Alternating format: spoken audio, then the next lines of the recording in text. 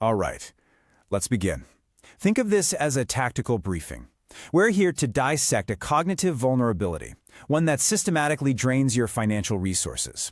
This isn't a motivational talk. This is a clinical analysis of a trap, and, more importantly, how to disarm it. You know this phrase. We all do. It feels like self-care, doesn't it? A justifiable reward for a hard day's work. But in the architecture of modern marketing, it is something else entirely. It's a psychological trigger. It's probably the most effective financial kill switch ever designed, and it's engineered to be flipped when your defenses are at their absolute lowest. So our analysis today is going to proceed in 5 distinct phases. First, we'll identify the threat. Then, we'll analyze your core vulnerability. After that, we'll examine the enemy's playbook. Then, we'll implement a neutralization protocol. And finally, we will redefine the entire objective. Your financial sovereignty really depends on understanding this. Okay, let's start by decoding the fundamental threat. It's a loop, a self-perpetuating cycle we call the effort-expense-regret cycle. It goes like this. Hard work leads to exhaustion, that exhaustion triggers impulsive spending, and that spending leads directly to financial regret, which ensures you stay trapped right where you are. And here is the circular logic of the trap, laid bare. The very system that exhausts you has also positioned itself as the only source of the cure. You work yourself to the bone, you feel drained, and then you're sold products as relief. Of course, all this does is guarantee you have to go right back to work tomorrow to pay for them. It is, for all intents and purposes, a golden hamster wheel. Now, to neutralize this trap, we first have to analyze the core vulnerability, and we've got to do it at a neurological level. This brings us to the science of what's called ego depletion. I want you to think of your willpower not as some kind of character trait, but as a finite resource. It's like a battery or a fuel tank in your car. Every single decision you make during the day, from what you're going to wear to how to handle a difficult project, it drains that battery. So, by the end of the day, your reserves are critically low. That state is ego depletion, and this is precisely when the ambush occurs. This slide shows the internal conflict perfectly.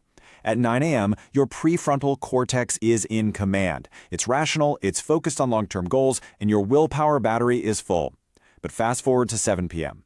After a full day of depletion, your primitive limbic system takes over. And you know what? It doesn't care about your 5-year plan. It only craves immediate relief, right now. That "I deserve it" thought, that's the signal it uses to bypass all your logic. And you need to understand this. Your depleted state is not a personal failing. It is a monetized opportunity. See, consolation marketing doesn't sell you a product. It sells you relief from your stress. Moral compensation makes you feel like you've somehow earned the right to commit financial self-sabotage after a hard week. And the result?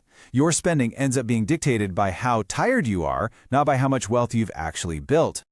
All right, now we're going to analyze the enemy's playbook using 2, let's call them clinical metaphors. These models are going to help you visualize the mechanics of this trap with absolute clarity.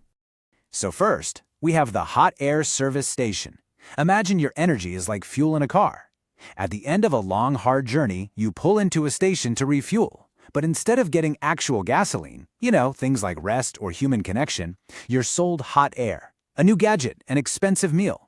It makes you feel full and satisfied for a minute, but it doesn't actually move you a single inch closer to your destination. You're still stuck, just with less money in your pocket. The second model is what we call the golden scar. You see, treating burnout with a luxury purchase is like putting a solid gold Band-Aid on a deep wound. Sure, it looks impressive on the surface, a shiny testament to your hard work. But underneath all that gold, the wound, the burnout, the deep dissatisfaction, it just continues to fester, completely unaddressed.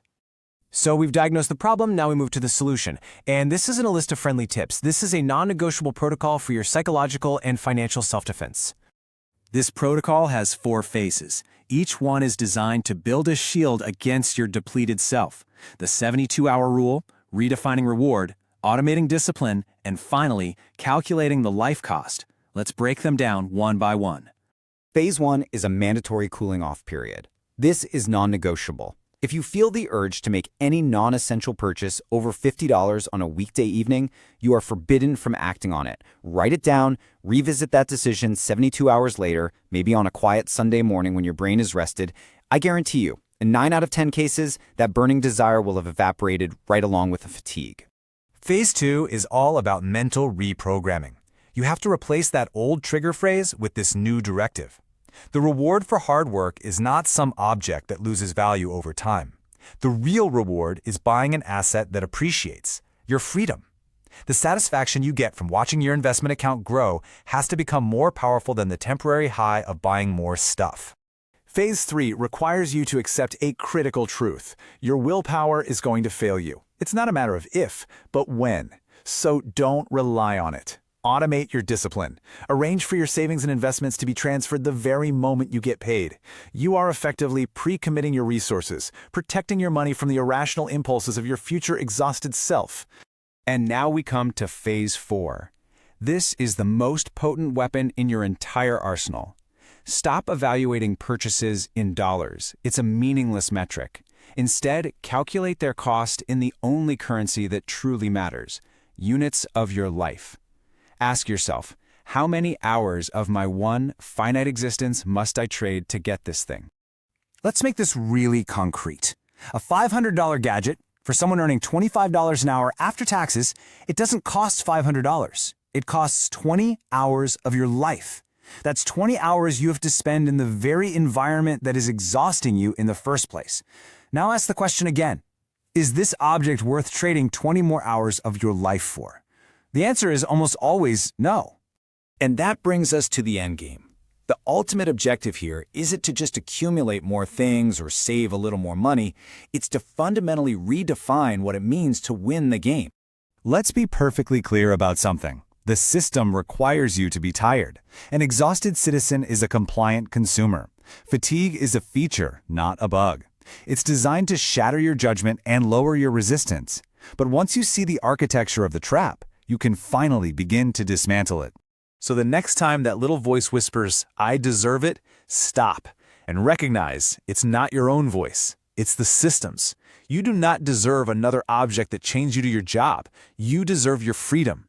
You deserve sovereignty over your own time. That is the only reward that actually matters. End of briefing.